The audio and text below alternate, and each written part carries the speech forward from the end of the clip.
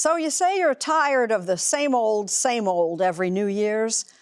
Conor Knighton serves up some mochi.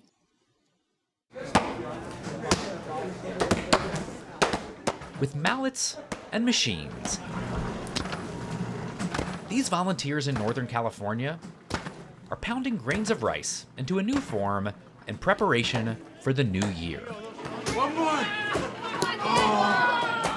They're making mochi, a doughy rice cake that's just water, steamed sweet rice, and a whole lot of elbow grease.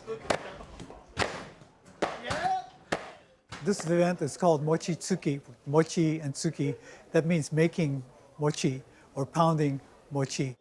Russ Nakano is a member of California's Mountain View Buddhist Temple. How are you doing, Misao? Where, each December, hundreds of helpers, spanning generations, use the temple's gymnasium to stage a bake sale of sorts. One that doesn't involve any actual baking.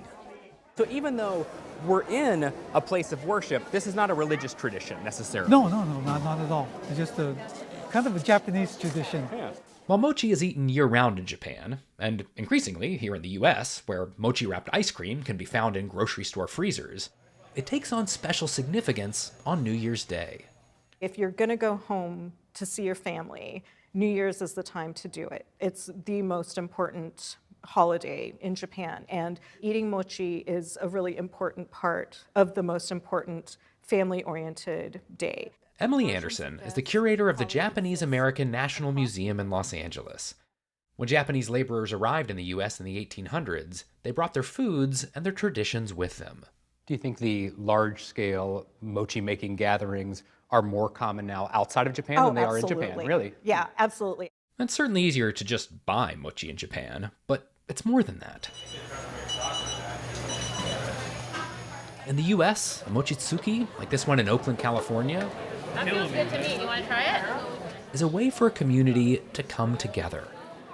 For a lot of Japanese Americans, the actual making of mochi is a way of reclaiming pride and appreciation for who they are and saying that these are things not to be ashamed of. These are things to celebrate. I think the tradition should continue. I think it's good for our young people to know some of the old traditions, you know.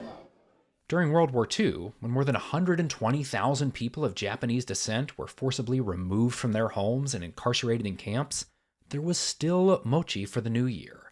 The families insisted on it. In this time when they've lost everything, when they feel abandoned by their own country, where they're going to fight back and say, like, I know we can't get much from you, but this much we're going to demand of you. Bring us our mochi rice. We need this for our New Year's. When it comes to flavor, mochi is more of a texture than a taste.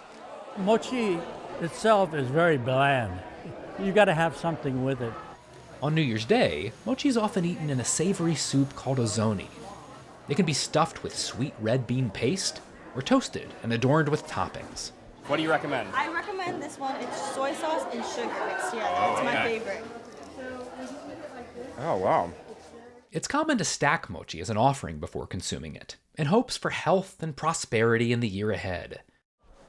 But for those who grew up making and eating it with their families, it also offers a taste of nostalgia for years gone by. It reminds us of who we are, who we come from, who our friends and family are, of like happy memories. And all of that can be sort of embodied in this very simple little morsel of rice cake.